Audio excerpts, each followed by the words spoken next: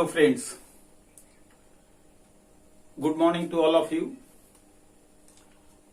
आपका स्वागत है मेरे यूट्यूब चैनल विद्यार्थी ट्यूटोरियल पर और मैं हूं सुनील कुमार विद्यार्थी।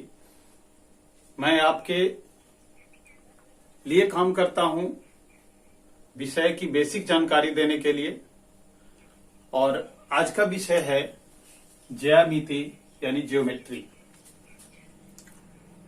ज्योमेट्री के अंदर ज्योमेट्री वाली शाखा में हम क्या अध्ययन करते हैं, तो इसमें हम अध्ययन करते हैं बिंदु, रेखा,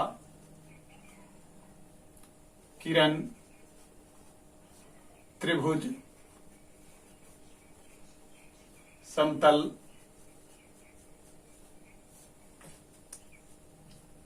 और भी। तो हम बारी बारी से इनके विषय में जानकारी लेंगे। तो सबसे पहले आज हम जानना चाहेंगे कि बिंदु क्या है। तो बिंदु देखें, सबसे परिभाषा हम ये अगर दें, बिंदु की परिभाषा देना चाहें तो बिंदु की परिभाषा है कि बिंदु एक अपरिभाषित शब्द है। इसका मतलब क्या हुआ? बिंदु एक अपरिभाषित शब्द है। इसका मतलब यह है कि बिंदु की कोई परिभाषा नहीं दी जा सकती, तो फिर हम इसका अध्ययन करें कैसे? तो इसका अध्ययन जो है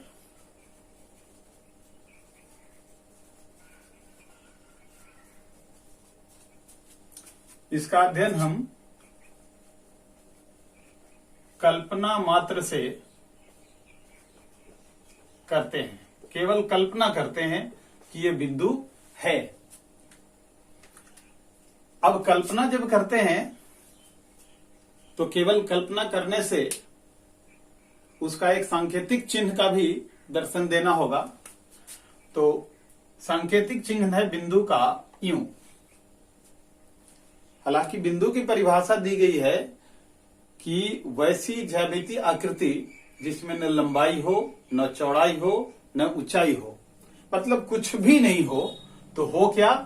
तो आप जिस पेन का यूज करते हैं अपने कॉपी या बोर्ड पर, आप केवल टच करते हैं। तो टच करते ही जो एक संकेत बन करके उभरता है उसी को हम बिंदु कहते हैं। तो बिंदु का ये संकेत मात्र हुआ। अब बिंदु का नाम कैसे देते हैं? तो कोई भी हिंदी का कोई भी वर्णमाला का कोई भी अक्षर, जैसे क, बिंदु क, या बिंदु अ, या अंग्रेजी का भी वर्णमाला बिंदु ए, बिंदु बी, बिंदु सी वगैरह, इस तरह से हम दे सकते हैं। अब इसके बाद हम रेखा के बारे में पढ़ेंगे। तो रेखा किसको कहते हैं?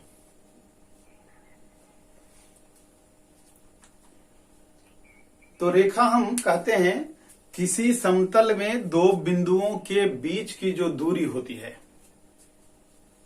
जैसे ये बोर्ड एक समतल है और इस बोर्ड में हम दो बिंदु बना दें और इन दो बिंदुओं के बीच की जो दूरी है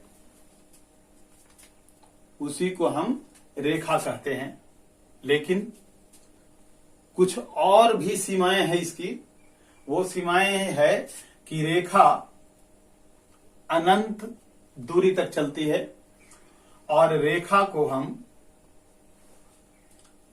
एक नाम जरूर देंगे जिसमें कम से कम दो बिंदु का हम चयन कर लेंगे और दो बिंदु हम ए और बी के रूप में दे सकते हैं, क और ख के रूप में दे सकते हैं, और कुछ भी।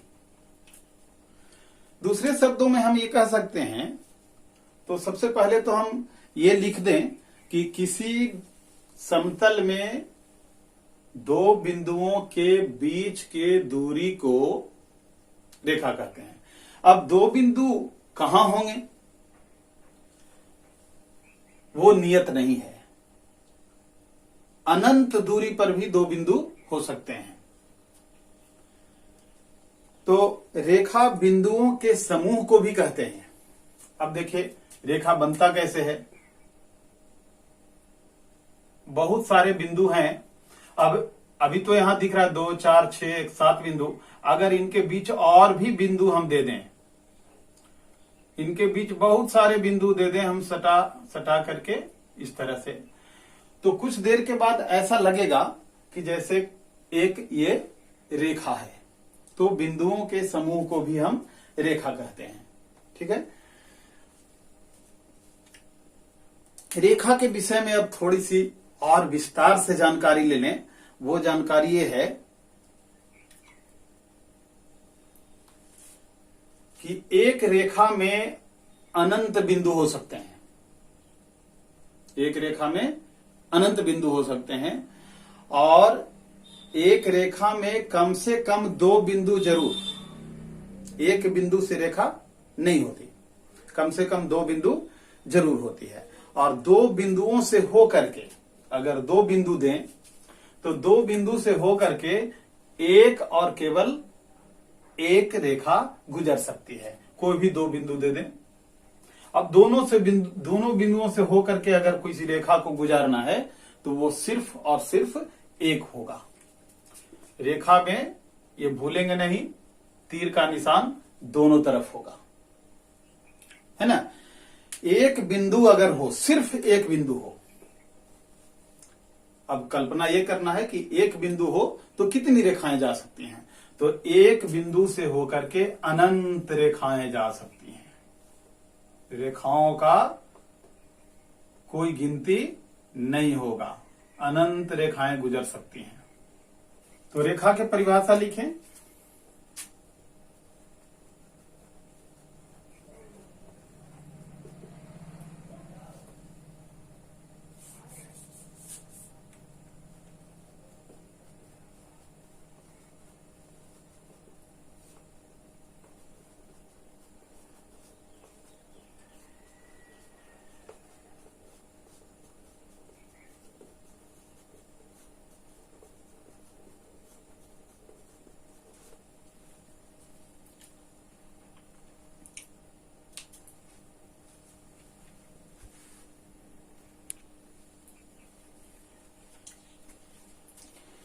कुछ बातें और रेखा के बीच में क्या संबंध होता है। तो देखिए, अगर 2 रेखाएं हैं,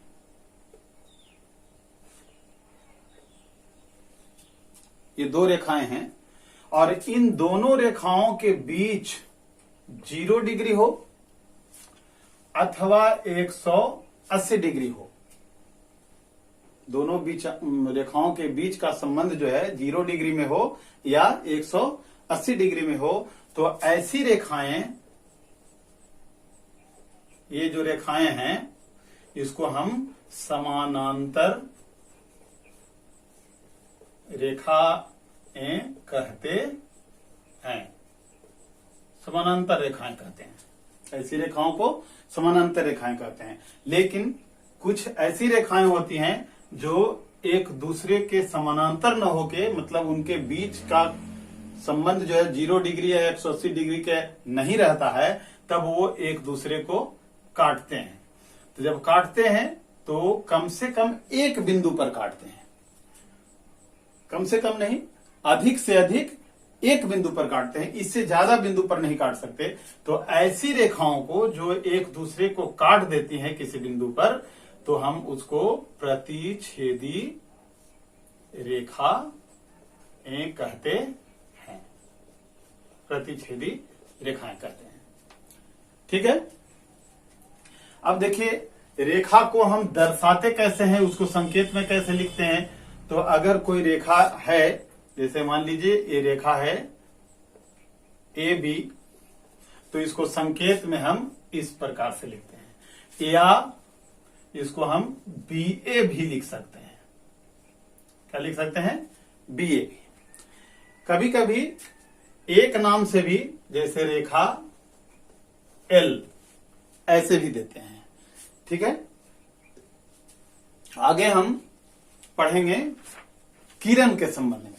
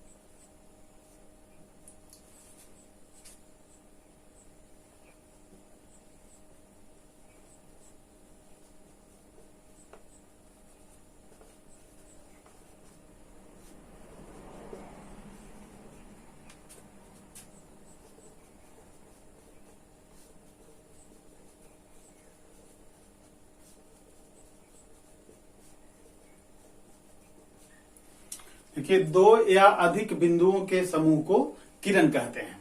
से दो बिंदु केवल दे दें, ये भी एक किरण है, या दो बिंदु या बहुत सारे बिंदु हैं तो एक किरण है। लेकिन किरण का एक ये होता है कि इसमें एक अंत बिंदु होता है। किरण में अंत बिंदु, एक अंत बिंदु, एक अंत बिंदु। रेखा में कम से कम दो अंत बिंदु, सॉरी, रेखा में कोई अंत बिंदु नहीं होता, रेखा में कोई अंत बिंदु, लेकिन किरण में एक अंत बिंदु और एक तरफ आगे चलते जाने का ये संकेत देता है तीर का निशान। ये कोई जरूरी नहीं कि दाईं ओर जाए, ये बाईं ओर भी जा सकता है ना। इसका नाम हम ए बी अगर दे दें, इसका नाम अगर हम इस तरह से ए बी दे दें, ठीक है, तो जब इसका संकेत रूप में लिखेंगे तो इसको लिखेंगे ए बी, जबकि इसको संकेत रूप में लिखेंगे तो ए बी तो लिखेंगे, लेकिन इस तरह से, इसमें गलती न हो। अगर गलती से इसको आप ए बी इस प्रकार से लिख देंगे तो इसका मतलब कि ये किरण ये हो गया, ठीक है। तो दो या अधिक बिंदुओं के समूह को किरण कहते हैं। इसको संकेत में ऐसे लिखते हैं। अब इसके बाद अगला जो भाग है वो है, जो इसमें अंकित नहीं है, सबसे पहले हमको वो पढ़ना चाहिए, वो है कोण। तो कोण किसे कहते हैं? देखिए, दो रेखाओं, हालांकि रेखाओं लिखना ज्यादा उचित नहीं है, लेकिन फिर भी दो रेखाओं या किरणों के बीच झुकाव को कोण कहते हैं। दो रेखाओं या किरणों के बीच के झुकाव को कोण कहते हैं। अब देखिए, एक किरण ले लीजिए, इसका नाम हम देते हैं ओ ए, और एक और दूसरी किरण लेते हैं जिसका नाम देते हैं ओ बी। अब देखिए, ये दो किरणों में एक झुकाव है, इसी झुकाव को हम कोण कहते हैं। अब दो किरणों के बीच के झुकाव को हम कोण कहते हैं, तो कोण के बारे में तो हम जान गए, लेकिन कोण के भाग कौन कौन है, अंग कौन कौन है? कोण के अंग। तो देखिए, कोण के अंग क्या है? एक तो है भुजा, जिसको हम यहां पर किरण का नाम भी दे रखते हैं, और दो भुजाएं हैं, तो भुजाओं की संख्या है दो। कौन कौन है? एक है ओ ए और दूसरा है ओ बी।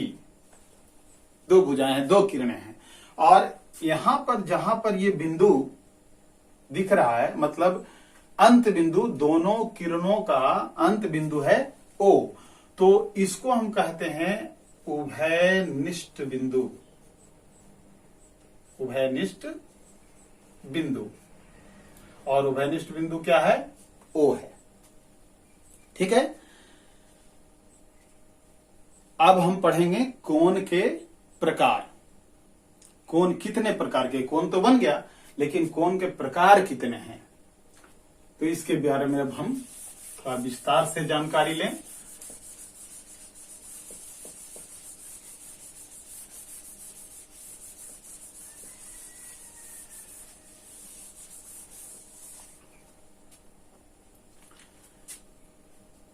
देखिए, कोण 7 प्रकार के हैं। कौन कौन? तो हम पहले उसका नाम लिख देना चाहते हैं। शून्य कोण, न्यून कोण, सम कोण, अधिक कोण,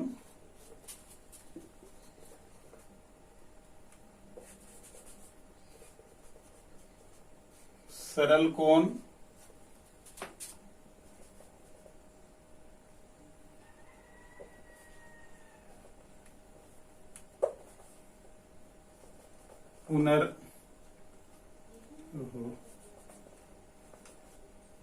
पुनर्युक्त कोण और पूर्ण कोण। तो आइए अब चलते हैं एक एक करके परिभाषा और उसके चित्र पर चर्चा करते हैं। तो सबसे पहला है शून्य कोण। परिभाषा क्या है? जिस कोण की माप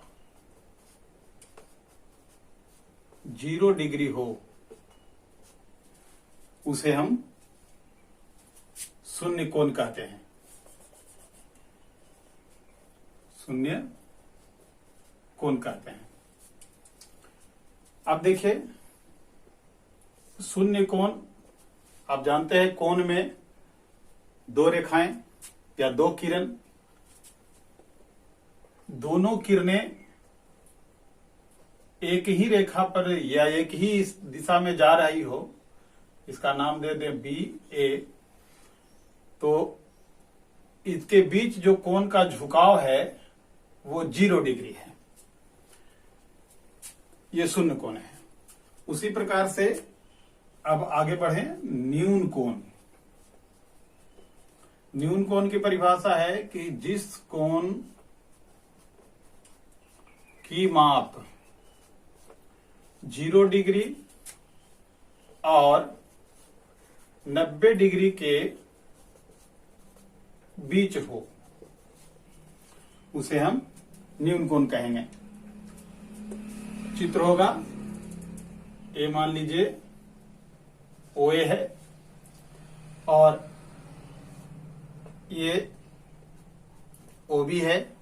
इसके बीच ये झुकाव पैदा हो रहा है। इस झुकाव में कोण का माप मान लीजिए 0 और 90 के बीच में कौन कौन सी संख्याएं आती हैं? 1 2 3 4 5 6 7 8 9 10 89 तक, 89 तक। तो इसमें से कोई मान लीजिए 31 डिग्री है, तो 31 डिग्री का जो मान होगा वो न्यून कोण का मान होगा, उसे हम न्यून कोण कहते हैं।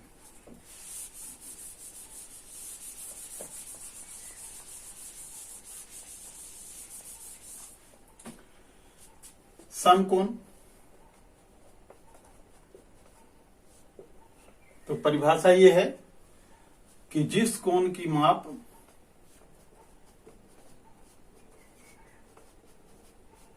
90 डिग्री के बराबर हो। 90 डिग्री कब पैदा होता है झुकाव? जब एक किरण दूसरी किरण पर बिल्कुल लंबवत हो, एक क्षैतिज हो और एक ऊर्ध्वाधर हो, इसको कहते हैं हॉरिजॉन्टल और इसको कहते हैं वर्टिकल। ये दोनों रेखाओं के बीच का मान अगर 90 डिग्री है तो ऐसे कोण को हम समकोण कहते हैं। कोण,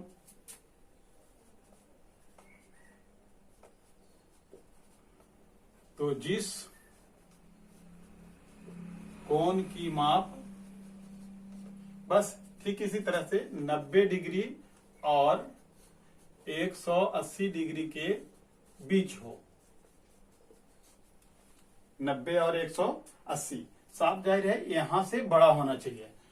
ये एक है और दूसरा ये है ना। इनके बीच अगर किसके बीच 90 और 180, 91 92 93 94 95 101 102 150 है ना, 179 यानी 179। तो इसमें से कोई, जैसे मान लीजिए 151 डिग्री है, तो ये कौन सा कोण होगा? अधिक कोण होगा। अब है अगला सरल कोण। सरल कोण किसे कहेंगे?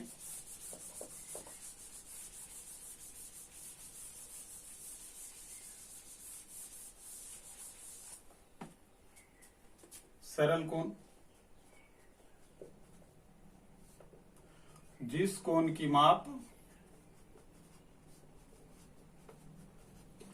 180 डिग्री के बराबर हो, यानी 180 डिग्री 180 डिग्री के बराबर हो मतलब 180 डिग्री का हो। तो 180 ये सरल कोण का चित्र जो होगा बहुत ही आसान है। ये देखिए हम दे दें ए ओ बी और ये जो है 180 डिग्री दिखाएगा, यानी ऐसा सरल कोण होगा। ठीक है, उसके बाद है पुनर्युक्त कोण।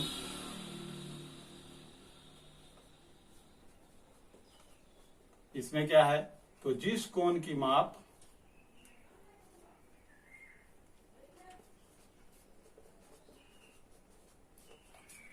एक 180 डिग्री से बड़ा मतलब 180 और 360 डिग्री के बीच हो। 180 डिग्री और 360 के बीच, इसके बीच में जो भी मान होगा वो सभी जो है क्या कहलाएगा, पुनर्युक्त कोण। जैसे मान लीजिए ये और ए, अब इनके बीच ये झुकाव पैदा हो रहा है।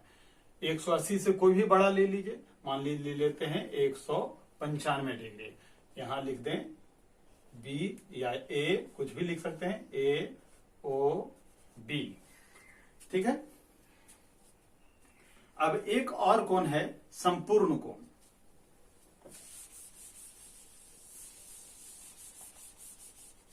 तो इसको हम पूर्ण कोण के नाम से भी जानेंगे।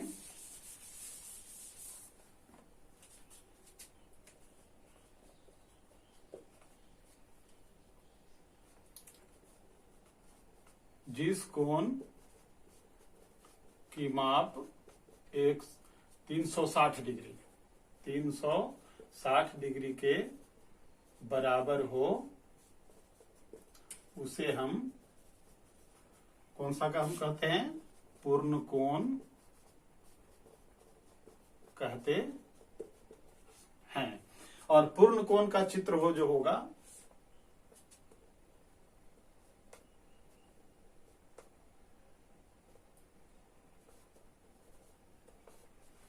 वो इस प्रकार से होगा। ठीक है, तो हम समझते हैं कि आज ज्यामिति के अंदर हमने जो कुछ पढ़ा, बिंदु पढ़ा, रेखा पढ़ा, किरण पढ़ा, कोण पढ़ा और कोण के प्रकार पढ़े। तो हम आशा करते हैं कि आप इसे अच्छी तरह से समझ गए होंगे। अगले भाग में दूसरे दिन हम फिर लेकर के आ रहे हैं आगे के, जैसे त्रिभुज है, खास करके त्रिभुज के विषय में सबसे पहले जानेंगे, उसके बाद चतुर्भुज पढ़ेंगे। तो अगले एपिसोड का आप इंतजार करेंगे, जल्द ही उसको हम बना करके आपके लिए प्रस्तुत करेंगे। धन्यवाद।